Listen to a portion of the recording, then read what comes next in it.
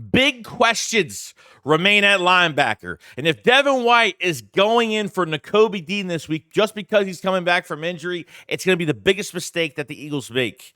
And secondly, with Jalen Carter, the defensive tackles, probably one of the stronger suits of that game on Friday night against the Packers. A lot to talk about. We're going to go over some tape, kind of watch some stuff, and go over some things. So let's get straight into it. A killer buried, but not dead. Darren, we better turn around. Because I've seen enough horror movies to know any weirdo wearing a mask is never friendly.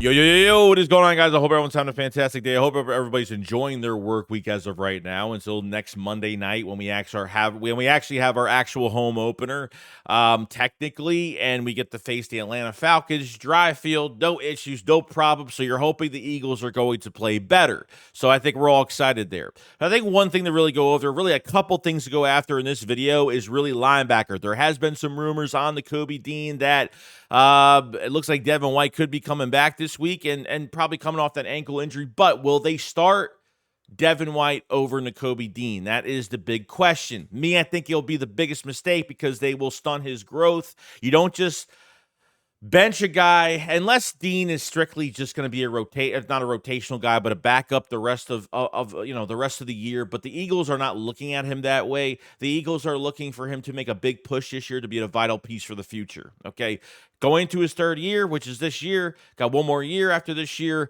and we're gonna see what happens. Okay, but the tape doesn't lie when it comes to Nakobe Dean, because I gotta say, physicality is there, run defender is there. The biggest weakness I have for Nakobe Dean right now is obviously backside coverage. Okay, when he has to chase somebody in coverage, that's where I think is the biggest weakness. When it's obviously downhill coverage, jumping in front of somebody, making a tackle, using his instinct, because I thought his instinct was really good in this game, almost having that pick six in this game, which, oh, man, we would have been celebrating. We would have been praising that guy like there wasn't tomorrow. Okay, but as a run defender, even if he's not making the play in the backfield, he is being disruptive. He is causing chaos, and it's going to make someone else successful that's going to make a play. Even that big hit, on that screen pass to the left side, Nakobe Dean coming right up to go make that big hit. That's the Nakobe Dean I saw in college. Like, that is the mimic. I mean, that is the complete mirror side of what I seen from what Nakobe Dean did in college, and that's what I like about him, okay? The biggest thing we're worried about going into this year was, can Nakobe Dean stay healthy, and, can he get back to what he should be? With good coaching behind it, it seems like Vic Fangio, the linebacker coach, and Bobby King. I mean, you're going from a guy like Zach Baun that was just a role player for the Saints, and how they signed him to a one-year deal, and how he's playing like this, and how they sought this out. How did Fangio find out that he was going to play this way is absolutely ridiculous. Okay? Getting a lot of production from this linebacker core. Jeremiah Trotter getting better by the day, not getting any starting opportunity right now, but later on could get starting opportunity. But as a late round pick, I'm not going to put too much pressure on Jeremiah Trotter Jr. But with Nakobe Dean, yeah, he's a third round pick. If he's a first round pick, of course I'd be making a big deal out of it. But we've seen that it's there, okay? Coming off of one game indefinite now, okay? It's not going to define who he is the whole entire season.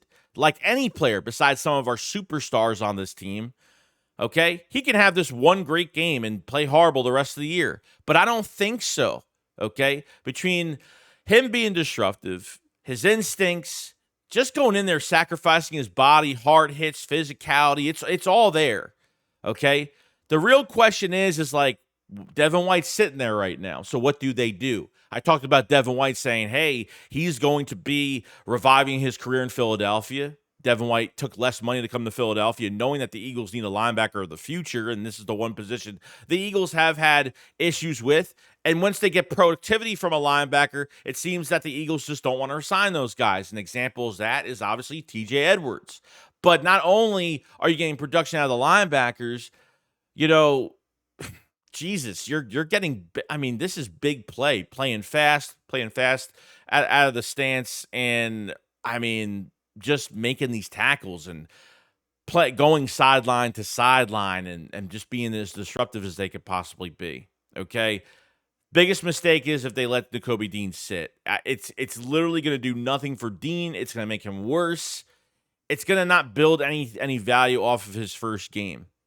Okay? Just like the team, just like this game was a sloppy game, some bad sequences at times, not all the time, but this game does not define every player. This game does not define what the team is going to look like going forward, but there's a lot of potential for this team to have a lights out defense. Really, it's absolutely amazing. So as for the linebackers, you're keeping Zach Bond in there 100, but at the same time, yes, Nakobe Dean needs to continue to play this week and does the things that he could do.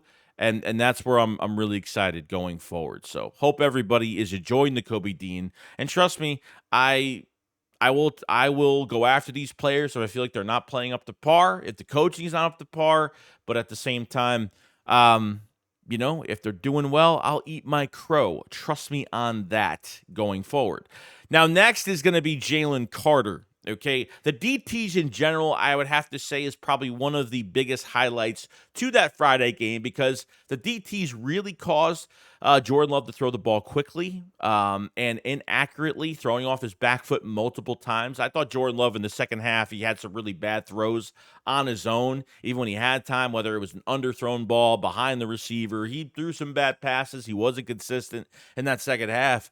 But I got to tell you, if Jalen Carter is in front of me and I'm the quarterback and I got to watch for him, it scares the living hell out of me because truthfully, it's monstrous. I mean, he almost had pressure like, I don't know how many pressures or hurries he had in this game, but it was almost consistently. Okay, there was a play, I think, at the end, if I can kind of go through it. This one, he was pursuing Jordan Love, and I even know he slipped on that play. Okay, we were slipping all over the place.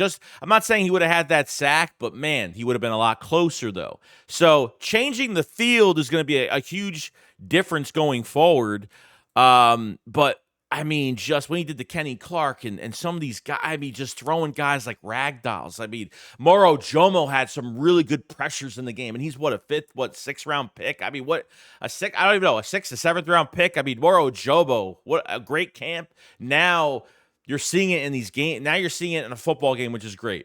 I think Jalen Carter obviously is a little bit much at times and needs to just like chill out because he will get this, beginning of the game, he automatically had, unsportsmanlike conduct, got to relax. But this is just the type of player he is. So I can't really complain about it because he's being very consistent when it comes to his pressure. If we had some type of pressure on the edge, yes. If we're not slipping, yes. We're going to find out if that field is the real truth. That wet field is the real truth. That soccer field is the real truth. Or we really need help on that edge. So the edge is a whole different question, different story. Jalix Hunt has to come back as well. But I like the DT group. I thought Jordan Davis. I think Jalen Carter was obviously the best player at DT. Moro Jomo was good. Milt Williams had some pressure at times. I thought Jordan Davis did okay for a first game. I need to see more, but the DTs were very consistent going forward, and I felt really good about it. Jalen Carter should have an all-pro year this year. I think we all know this at this point. We know, I mean, even last year, none of the defensive players stepped up. If one play, it just went from one player to the next. Nobody produced, no self-urgency. We didn't have a voice on the defense. We didn't have swagger. We just didn't really have a leader. I mean, it just got worse last year. So last year, like I said, it's just something I just need to forget. But you always try to have to compare it. But you know what you're getting out of Jalen Carter. Okay, do not waste his years away. Let him attack. Let him fly. Okay, right into our hands in the draft, and you got a good football player on your hands right there. Jalen Carter, no sacks in the game. Defensive line had no sacks at all. Okay, it's nice to see that the linebackers are producing, getting those sacks, and you're seeing these corners make a lot of plays off some of these fast breaks, which I really do like. But Jalen Carter, man, it's going to be a monstrous season for him, and I can't wait. going forward. And let me know what you guys think. Do you think the defensive line is going to play better, especially a lot later?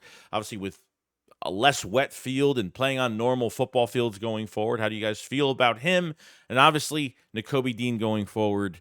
Would you bench him for Devin White next to Zach Bond, or do you want to keep this thing rolling with Nakobe Dean? I'm hoping that we're wrong about it, and I'm really hoping that the coaching staff is like, yeah, like I mean, at this point, I don't know if Devin White's out for another week, but if he's not, because the Eagles have had, you go from a Friday night game to a Monday night game, you have a little bit of extra rest you can give guys, a couple days of extra rest you can give guys because of that, and that's where we are at this point. So, other than that, guys, let me know what you guys think in the comment section below. If you guys haven't subscribed to the channel, please subscribe to the channel, cover the Eagles every single day. We will be streaming on Tuesday night. The stream schedule is changing. I had to just change some things up because of scheduling and stuff like that, so we'll be streaming Tuesday night. You guys enjoy the rest of your day.